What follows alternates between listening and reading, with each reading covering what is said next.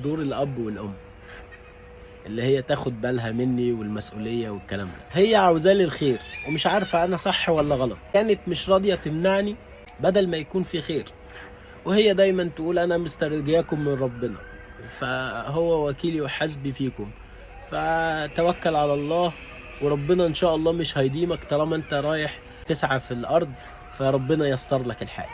دخلت الأوضة بتاعتي، رحت حاجز التذكرة على طول قبل ما اطلع التأشيرة ولا اعمل اي حاجة، خلاص حجزت وتوكلت على الله.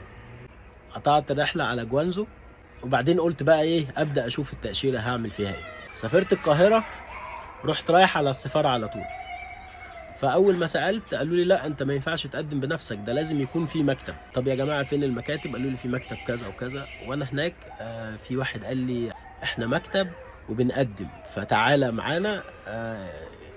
يعني الراجل قابلته في السفاره، قال لي تعالى معايا المكتب واقول لك انا التفاصيل ايه. قلت له ماشي، رحت رايح معاه.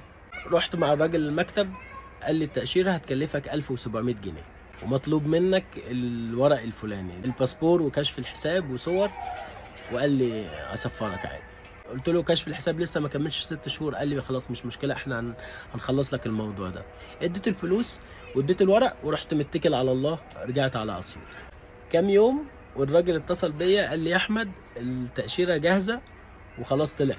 قلت له طب ينفع تبعتها لي في الشحن؟ قال لي اه ينفع بس تدفع فلوس الشحن. قلت له اه مفيش مشاكل. بعت لي الباسبور في شركه الشحن، تاني يوم وصلني الباسبور. كده التذكره والتاشيره موجودين، باقي الفلوس اللي انا هسافر بيها. بدات اقول للناس تاني ان انا مسافر الصين. بدأت الناس تقول لي لا يا عم انت قلت قبل كده ان انت مسافر وما سافرتش فانت مش جد. فانا قلت لهم يا جماعه ربنا دعاني للعمره، اقول له لا؟ ربنا اراد ان اول تاشيره تكون للسعوديه ارفض؟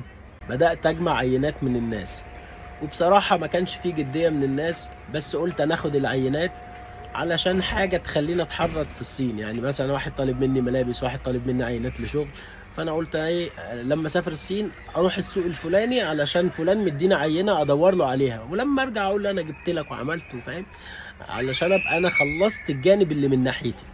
قرب ميعاد السفر، بدات اجهز الشنطه، وكنت قاري ان الناس بتقول ان الاكل صعب وكده وبتاع، فبدات احط الاكل. حطيت عسل، حطينا بيض، حطينا جبنه، حطينا عيش ونشف، وكانت شغلانته شغلانه. قلبت الشنطه سوبر ماركت، وكان جنبها شويه هدوم صغيرين بتوعي والعينات اللي انا واخدها من الناس. قبل السفر بيوم امي ندهتني، قالت لي يا احمد تعالى انا عاوز اتكلم معاك. قعدنا، قالت لي يا احمد انت معاك فلوس؟ قلت لها لا والله يا امي، ما انت عارفه البيرو غطا. قالت لي بص دول 700